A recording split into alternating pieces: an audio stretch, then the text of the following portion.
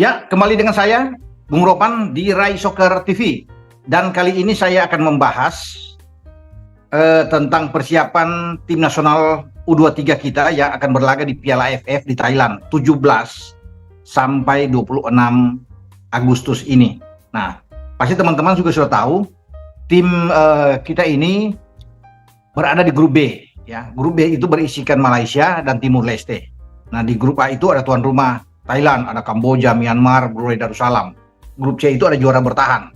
Ya, juara bertahan itu Vietnam, ada Filipina, dan ada Laos. Jadi kalau melihat dari 3 grup ini, grup B ini yang paling menentukan. Kalau di grup A saya pikir Thailand bisa lolos. Grup C juga begitu. Juara grup bisa diambil oleh Vietnam. Nah, grup B ini masih akan ditentukan antara Indonesia dan Malaysia. Yang diunggulkan tentunya. Nah, menariknya, duel Indonesia dan Malaysia itu akan langsung tersaji di big match pertama grup B pada tanggal 18. Baru 2 hari kemudian pasukan Sintayong ini akan bertarung melawan Timur Leste. Jadi siapapun yang menang, entah Malaysia menang atau Indonesia menang, itu sudah pasti bisa lolos. Karena lawan nanti berikut adalah Timur Leste, tanpa menganggap enteng tentunya Timur Leste. Nah, makanya pasukan STY ini harus fokus. Nggak apa-apa, jangan takut.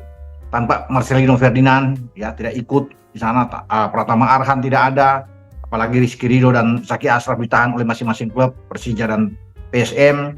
Nah, Rizky Ridho masih 50-50 walaupun dibawa ke Piala AFF, tapi dia kan kena hamstring kemarin, sudah dilihat di MRI, oke, tidak ada sobekan, dia lolos, tapi tetap dia butuh istirahat ya bagi bukan Rizky Ridho, Alfriana Dewangga maksud saya.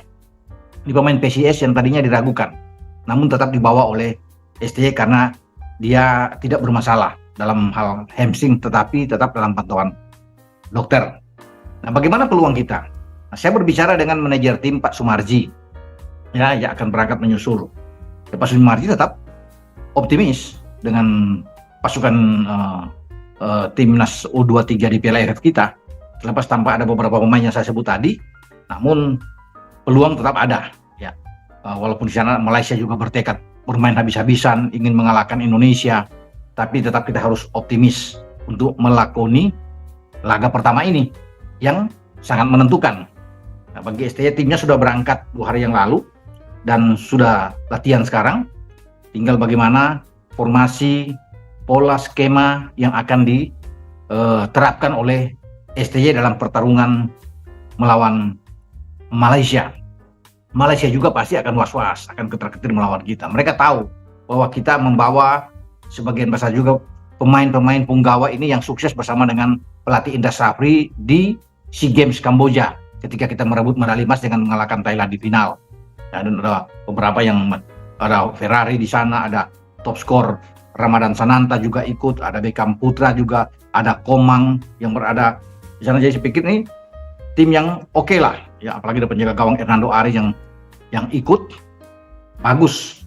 Kalau bisa melihat dari komposisi pemain yang ada Irfan Jauhari juga bersama dengan tim ini, ada Titan Agung, sehingga wajar bukan saja Malaysia, mungkin Thailand sebagai tuan rumah dan Vietnam sebagai juara bertahan ini tetap akan mengkalkulasi kekuatan Indonesia. Mereka juga ngeri ya kalau bisa dikatakan menghadapi tim pasukan STY ini. Nah, semoga kita bisa melewati hadangan awal yang terasa berat ini menghadapi Malaysia. Kalau bicara dengan komposisi starting 11 itu semua menjadi rahasia bagi STY, dan STY pasti sudah tahu ketika dia membawa 23 pemain ke Thailand untuk berlaga di Piala AFF pada tahun ini, dia sudah bisa melihat ya, siapa-siapa yang akan dia tampilkan sebagai pemain di 11 pemain pertama. Tentunya ya, penjaga gawang mungkin saja Hernando Ari akan tetap menjadi penjaga gawang utama di tim Piala AFF kita. Dan kemudian di belakang masih ada Bagas Kava yang bisa bermain, ada Frankie Misa juga di kiri, Bagas di kanan. Ferrari akan bermain di back tengah, mungkin salah satu di antara Kadek atau Komang yang bisa ada di sana. Kemudian Robi Darwis ini akan bermain sebagai gelandang yang lebih bertahan. Saya pikir ada Beckham Putra juga di sana.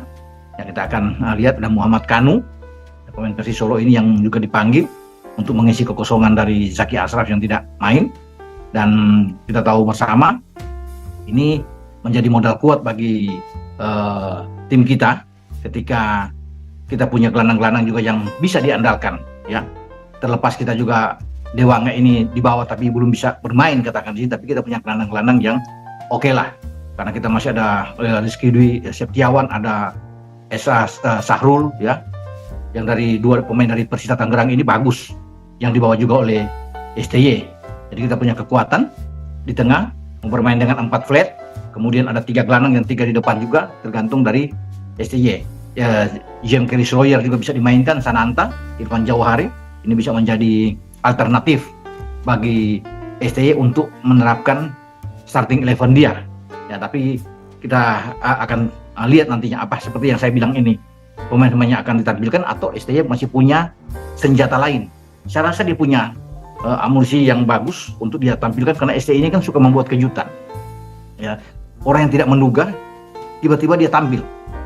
Karena sudah dengan pemikiran yang matang bagi STY untuk bisa memainkan pemain-pemain yang dia inginkan.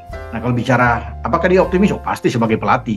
STY sudah katakan ini bukan suatu datang ke sini untuk bersenang-senang atau liburan walaupun tanpa target yang diberikan oleh PSSI lewat Ketua Umum Erick Thohir, tapi mereka akan tetap fokus, akan berjuang habis-habisan untuk memberikan yang terbaik. Soal kalah menang itu biasa, tapi tetap mereka akan coba untuk meraih hasil yang bagus, yang positif. Itu juga dikatakan oleh manajer tim Pak Marji, ya, bahwa mereka akan bermain dengan sangat serius dalam pertandingan Piala AFF ini.